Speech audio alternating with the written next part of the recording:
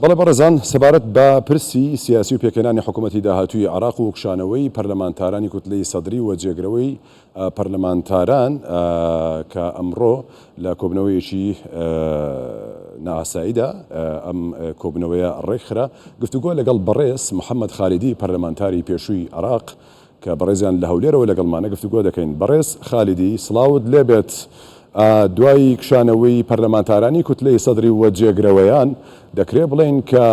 حکوومەتی نوێی عراقی بە زووترین کات پێک دێت و ئەو کێشانەی کە لە ڕابردوودا هەبوون چارەسەر دەبن.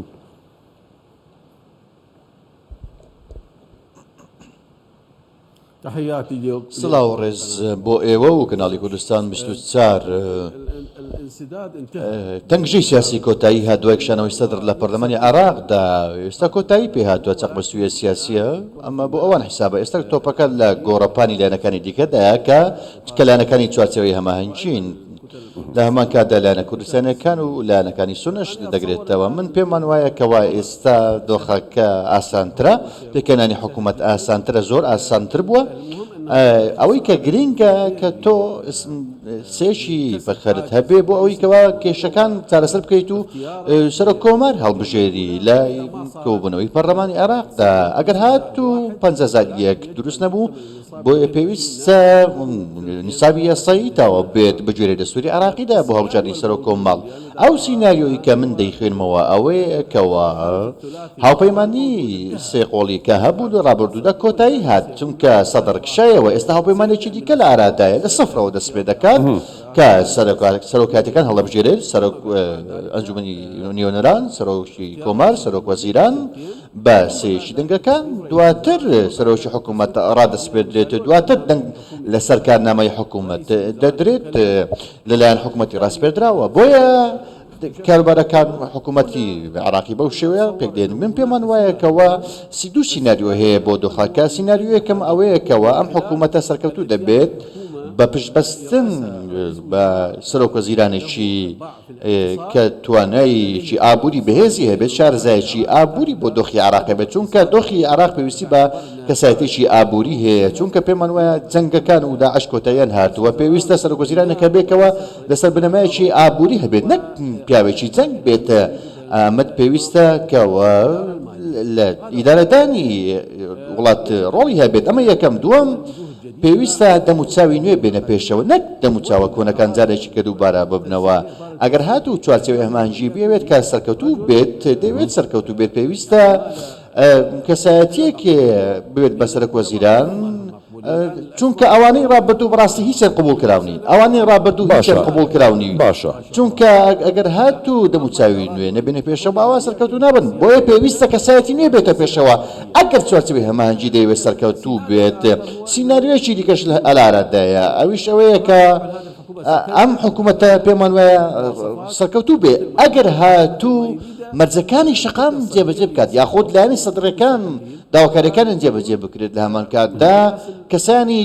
شارەزا و سەربەخۆ پیشەیی بن، هیچ گومانێکی گەندەڵیان لەسەر نەبێت. ئەمە یەکە. ئەگەر هاتوو لە هەمان کاتدا کەسایەتێکی دیکەیان هەڵبژارد لە کەسانی ڕابردوو، باشە سیناریۆ کۆنەکان بەڕاستی پێمان وایە جارێککە دووبارە دەبنەوە. باشە بەڕێز خالیدی لێرە پرسێکی دیکەت دێتە پێشەوە، ئەویش ئەوەیە ئەم حکوومەتی نوێی عراقە بەبێ ڕەوتی سەدر سەرکەوتوو درێژخایەن دەبێت، پێت وایە جارێکی دیکە شەقامی عراقی جارێکی کە دەست بەخۆ پیشاندان ناکەنەوە؟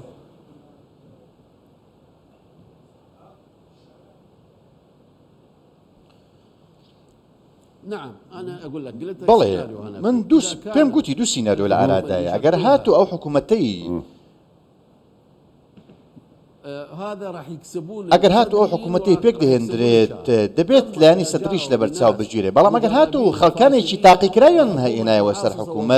حکوومەتی پشتپشکێنیان دووبارە کردەوە، بەڕاستی ئەوان جارێکی دیکە شکست دێننەوە. سیناریۆی وەکو سیناریۆکەمان باس کردم، سەرکەوتوو دەبن ئەگەر هاتوو گەل پاڵپشتیان بکەن، تەنانەت سەدریەکانیش،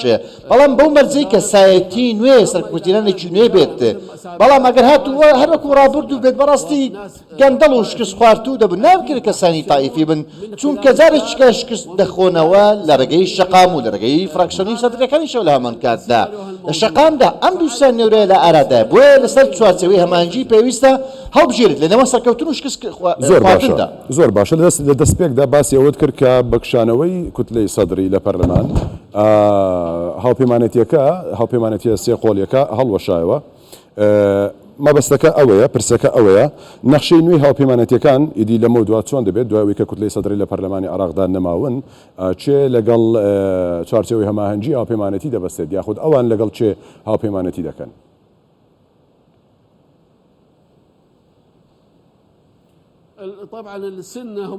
سنەکان دابش بوون بۆ سێ بەش تەقەدم مەشروعی عەرەبی لە هەمان کادا بەشێکی دیکەیان کە سەر بەخۆن بەشێکی کەمیان پێم وایەکەوە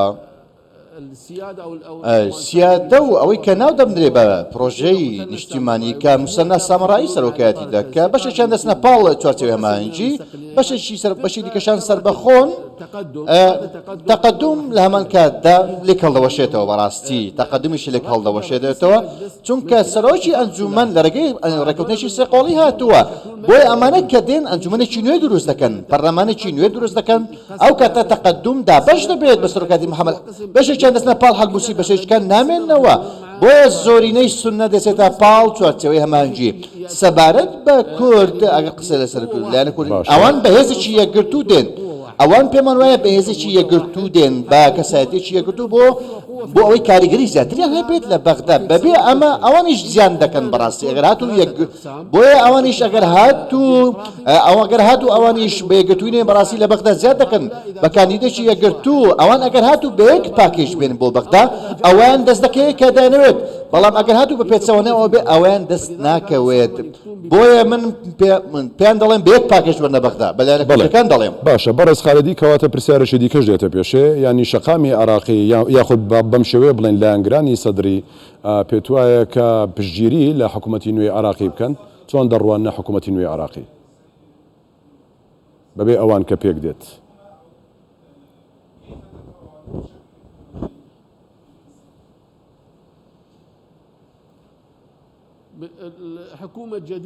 حکوومەتی نوێ پێک دەهێنرێت نزیکترین کاتدا پێک دەهێنرێت لە زۆرینەی لایەنە سیاسەتکاندا بەڕاستی زۆرینەیەکی سیاسی پێک دەهێنرێت با بڵێن دەتوانرێنی ساب و زیاتریش تەواو بکەن زیاتر لە 120 لە هەمان کاتدا دەتوانن سەر کۆماریش هەڵبژێرن حکوومەتیش پێک بهێنن چونکە دوای هەڵبژاردننی سەر کۆمار بابەتەکانی دیکە ئاسانە بەڕاستی چونکە ژمارەکە دەچێتە 166 پەرلەمانتار بۆیە ئەگەر هاتوو وەکو گوتمان ئەو ژمارانە باز بکەین 50 ئامادە بێت ئەوە کاروبارەکان زۆر بە ئاسانی تێدەپەڕێن دەتوانن لە سەفرەوە دەست پێ بکەن پەرلەمانێکی نوێ پێک بهێنرێ سەرۆک کۆمار هەڵبژێردرێت لە هەمان کاتدا سەرۆک وەزیرانیش هەڵبژێردرێت حکوومەتی نوێش پێک بهێنرێت و ئەنجومەنی وەزیرانیش دەنگی لەسەر بدرێت بەڵام دوای ئەوەی کەوە ڕێککەوتن دەکرێت لەسەر چی لەسەر ئەوەی کە چێ دەبێتە سەرۆک کۆمار بەبێ ئەوەی کەوە بە تاکلایەنە و بە ناکۆچیەوە بێنە بەغدا بەڕاستی بۆیە کورد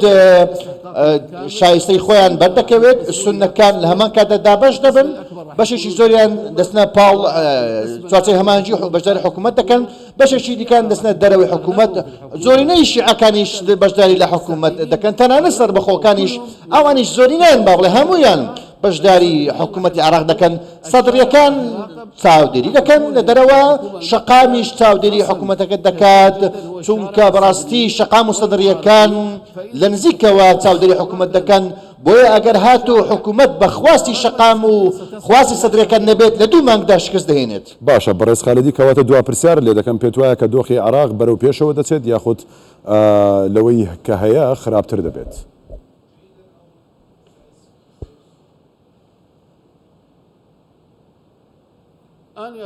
من پێم وایە هەروەکو گوتم ئەگەر هاتوو وەزارەتێکی نوێ پێک بهێنرێ بە گوێرەی خواستەکانی شەقام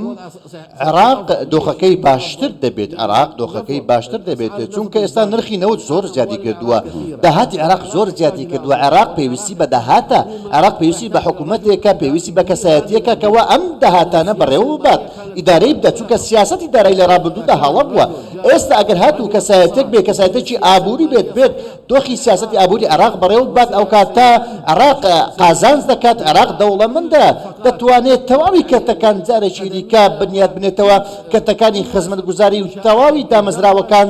کە لە ڕابردوو دەوێران بوون بنیاد بنێتەوە بەڵام ئەگەر هاتوو کەسایەتێکی دووبارە و بێ کەسایەتێکی گەندەڵ و تاقیکرا و تایفی جارێککە بێتەوە سەرۆکوەزیران یاخود کە وڵاتی وێران کردووە بەڕاستی شەقامی عێراقی جارێککە لە دژی ڕادەپڕێتەوە ئەم حکوومەتەش سەرکەوتو نابێت بۆیە ئێمە ئامۆژگاری چوارچێوەی هەماهەنگی دەکەینکەوە دەفەتێکی زەرینە لە بەردە کە دەبێت کەسایەتێکی نوێ سەرۆکاتی حکوومەت بکات